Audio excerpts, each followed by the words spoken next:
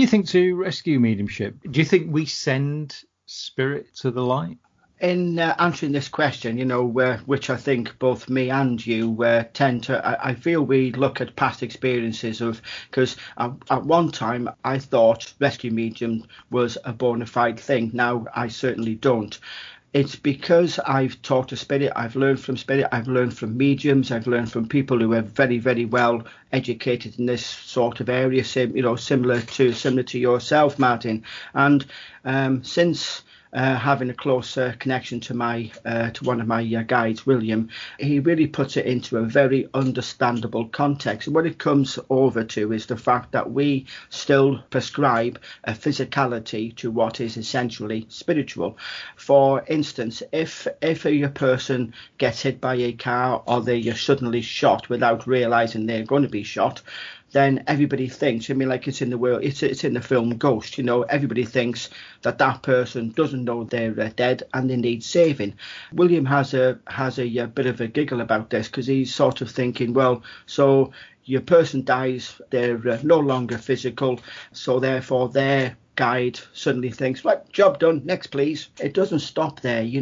The role of the guide is continuous for a time. Certainly I do feel, if you believe in this, of course, over many lifetimes, but it's very much the case that we in the physical body believe that it's just our physical science, the physics. William is very constant in saying that the physics inherent within our universe do not cross into the world of spirit.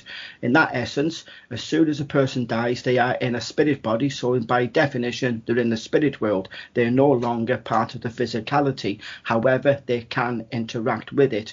I feel, paranormal events, the ghost hunting companies, some people who go on there are wanting, if the medium says, oh, there's a small girl over there called Emily, and she's looking for her mum, then everybody jumps on the bandwagon, send her to the light, rescue her. It's like poltergeist. Go to the light, go to the light. I'm sorry if that sounded in a sarcastic way, the last bit, but it's trying to put over there, I think, a lot of people, ignorance in the form of not having the understanding through talking with spirit. That is my It's the understanding and it's also the knowledge, and it's very similar to how people believe in Ouija boards. And I think from my perspective, it is about a lack of knowledge. I think if you look at the historical information, this whole rescue mediumship thing, sending people into the light, it really doesn't make sense in the grand scheme of things. No. And as you know, and as we've talked about before, I'm interested in a lot of the older traditions. I mean, we've just done the podcast on ancestors, which we're talking about communicating with our ancestors and communicating with them, that they make that choice. We don't just suddenly say, oh, well, actually, I don't particularly like that ancestor, so I'm going to send him to the light. Yeah, that's it. It doesn't happen like that. I think the thing is again, it's the media, it's things like the Poltergeist film. Again, it's got the sort of archetypal image in there. It's got the medium. It's got a little girl in there.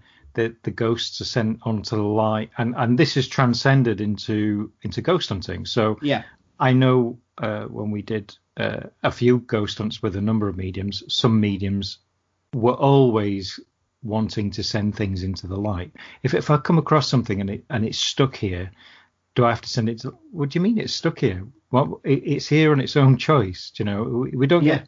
There's no spirit traps, or it doesn't get stuck. It doesn't get confused that it's dead or anything like that, because they know that they're dead. It's about a lack of communication. And one thing that we teach in our course is don't put your own theories or mind to it. Listen to what you've been told by spirit and told by your guide. And when we start listening more to what we've been taught through the media, that's when things go wrong.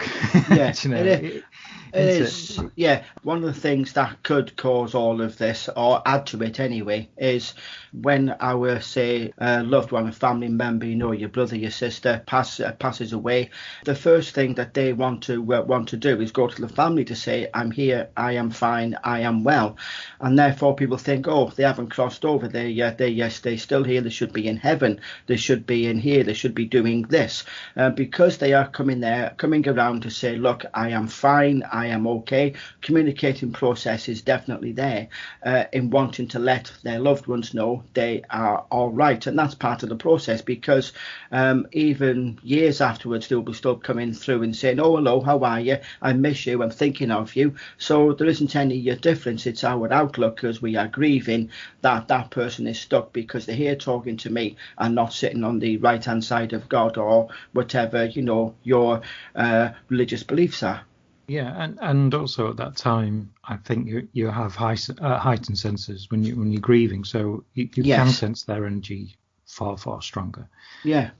But when it comes to general rescue mediumship, I'm totally with you that I'm not 100% convinced of it. I don't really believe it, and I think if anything, some people have built careers on this, Yeah, definitely. without any explanation of how spirit that is connected to spirit world or the consciousness or whatever you want to call it, how it can become stuck here, and how by just saying, "Go on, go to the light, let's all hold hands, and Yeah. let's say a little prayer, and let's move it onto the light," and it's just utter nonsense. I think It is. It is. I think the thing is if we all started looking at this, if all mediums said, right, okay, everything that we're working with is here on its own accordance, that it's here because it wants to, that it wants to tell a story, or that it wants to give its own view of events, or even maybe it's here for a little bit of healing. It wants to communicate with its ancestors, or it wants to communicate, or it wants to visit a place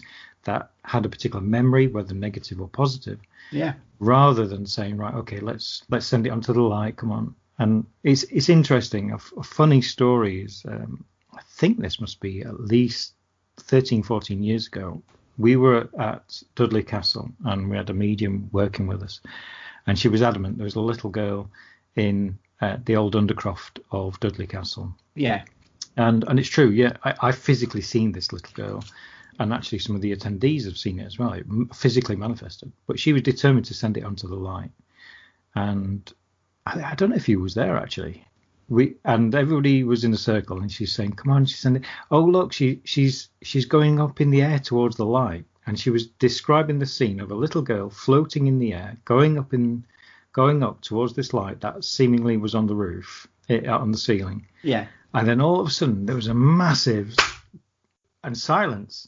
And we all put the torches on, and it was the medium, and obviously everybody was holding hands. So, there was nobody could have said, "Right, stop this, and I'll hit you on the forehead." Yeah. But she was slapped on the forehead very, very clearly. The people either side of her heard it, and she said, "Oh, don't worry, it was the little girl. She started struggling near the end, and she kicked me in the head." Flipping now. But the funny thing is, we had two lovely mediums who used to work with us. Barbara and Janet, and they were stood at the back, and they said, all we kept hearing was, "Shut up, stop it, no, this is nonsense." And I said, "Well, what do you think about rescue mediumship?" And they said, "Well, we kind of do believe in it, but we just kept hearing all the time that somebody was shouting, no, stop it, don't do it," as well. Yeah. So it was a really bizarre thing, because not only was there physical phenomena, and something was definitely trying to stop this medium from claiming that a little girl ghost was being rescued, and he ended up with her being slapped on the head, sort of thing. When you look at instances such as this, I think particularly spiritualist circles, there's a desire to help. I want to help. I need to help. So because it's very stereotypical. It's nearly always a little child looking for its mum, or it's a mum lost her child. And I'm thinking, well, surely the person who was physical dies and they're in a spirit body, then it's very much a case of, well, where is their family? Where are their guides? So surely it's a spirit side helping spirit, as my guide often says, you deal with the living, we'll deal with spirit. And I feel that's the way it needs to be. Yeah, I totally agree with you, and I shared that article after I did some research into, I looked at all the hauntings in Britain, and I looked at where places had a little girl ghost, and I think it was something like 92% of the time they were called Emma, Emily, Amelie. They were all that sort of name. They were all around 8 to 9 years old at the latest. They were all separated from their mother, and they were all kind of stuck or lost. And yet you can go to Peterborough Museum, you can go to Edinburgh Castle, and they've all got the same little girl ghost with the same backstory, only slightly changed. And this has come from misunderstanding and not proper communication with spirit. That's all it is, really. It's interesting. When I went to Peterborough Museum the first time I went there, the gentleman who ran it, Stuart, he was highly sceptical of ghosts, even though he'd catalogued all the ghost sightings. And he said, "I'm absolutely convinced there's a little girl here." And I said, "All right. And what's her name?" He said, "Emily." And I kind of looked at her and I said, "What makes you think it's called Emily?" He said, "I don't know. It's just a vibe I get." And that vibe is just purely the archetypes. So that's our brain pulling out what we attach to a particular figure or a particular story. So we create this story, and it's a story that's inbuilt in all of us. But again, it comes down to, he's had mediums come there and they said, "Oh, we've got a little girl." That's probably correct. They've got a little girl. But then they've backed up his story that it's called Emily and said, she's called Emily. And the reason is because they didn't want to seem inaccurate by saying, "No, actually her name's Juliet," or whatever. I think it's down to that peer pressure. When instead of saying, "Actually, Stuart, it's not, her name's not this, it's this. She's happy to be here. The reason why she's here is because this was her bedroom," or whatever, and instead there was all this story that she was stuck and that she couldn't get away from Peterborough Museum. Yeah, I know it is. I just feel people need to assign their own sort of answer going along with what everybody else thinks. Is basically what you said. It's in the general fabric of everything. People will read the backstories when they go to hauntings. It sort of heightens the experience for them. So. Are they therefore then tapping and believing that is what should be there? But rescue mediumship, it just comes over. I feel it is not needed, and it's very, very misunderstood at what happens at the moment of time of death of a person, and relates to the communicative process just after, maybe a week after. There's many a time I've given messages of somebody who hasn't even been laid to rest. And I think the reason why we're doing this little podcast here is purely just to say, I mean, we say this with all of our students and anybody who's listening, is do challenge what you are hearing and what you are feeling, and do challenge what you're hearing from other people. If you do go to a location and you do sense something, or stick with what spirit is telling you, and don't feel that you cannot challenge what the general consensus is. Rescue mediumship just doesn't work for me. It doesn't work for Ian. It doesn't work for a lot of people out there. And I think the more you get into the grassroots, I think there's less rescue mediumship.